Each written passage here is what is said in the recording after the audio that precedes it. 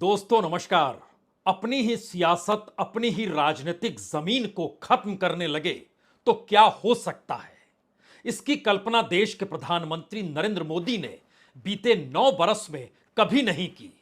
लेकिन पहला मौका है कि बीते 9 बरस में जिस बात को बोलने से वह कतराते रहे, खुद को छुपाते रहे या कहें अपनी राजनीतिक लकीर, उन्होंने जिस हिंदू और हिंदुत्व राष्ट्रवाद के आश्रय इस देश में खड़ी करनी चाहिए, पहली बार वही राजनीति उन पर भारी पड़ रही है।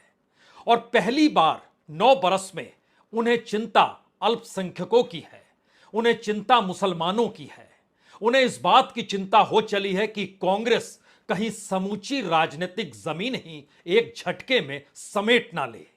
और शायद इसी का वो असर है कि बीते 9 बरस में जो नहीं हुआ अब वह हो रहा है।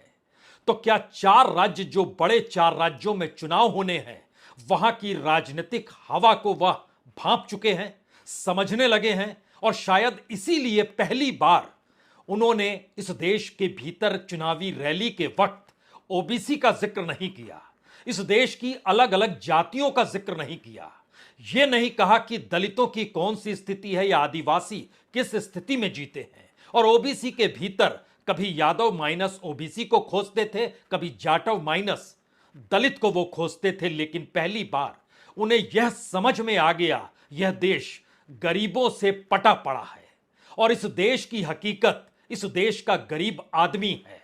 यानी 5 ट्रिलियन का सपना हो या इस देश के कॉरपोरेट की रईसी हो, इस दौर में बैंकों से लिया गया करोड़ों अरबों का माल हो और उस माल की माफी सरकार ने कर दी हो, लेकिन यह देश गरीबों से पटा पड़ा है।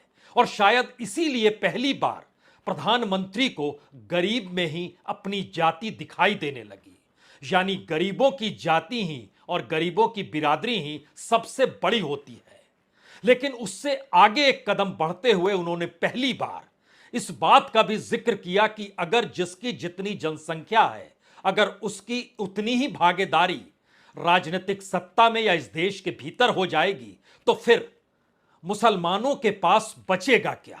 तो क्या वह मुसलमानों को सचेत कर रहे हैं कि जिस रास्ते बिहार का जाति सेंसस निकल पड़ा है और जिस रास्ते ओबीसी की जनसंख्या को लेकर सियासत अब साधी जा रही है, उसमें बीजेपी के दिन पूरे हो चले हैं, तो ऐसे में बचाने के लिए जो तिनका है वह अल्पसंख्यकों का ही है क्या?